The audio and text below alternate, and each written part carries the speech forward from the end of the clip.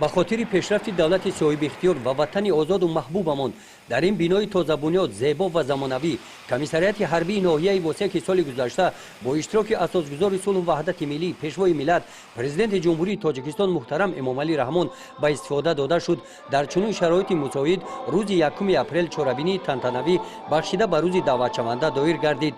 иштироки ҷавонон дар ин чорабинӣ бахшида ба давати баҳории ҷавонписарон ба сафи қувваҳои мусаллаҳи ҷумҳурии тоҷикистон нишон дод ки бо ҳидояти мактабу маориф волидон ва масъулияти баланди онҳо ҷавонон дар рӯҳияи ҳисси баланди миллӣ садоқат ба давлату миллат ватандӯстиву хештаншиносӣ ва посдоштани арзишҳои миллӣ тарбия ёфта хуб дарк намуданд ки адои қарзи шаҳрвандӣ барои ҳар як ҷавонмарди баору номӯз шарафу мардонагӣ аст.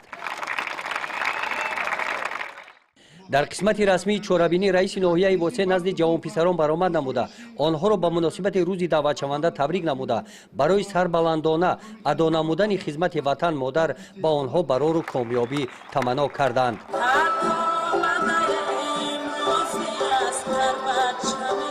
дар қисмати фарҳангии чорабинӣ кормандони бахши фарҳанги ноҳияи восеъ таҳти унвони ватан ифтихори ман аст барномаи театри кӯнонидашударо пешкаши ҷавонон гардониданд.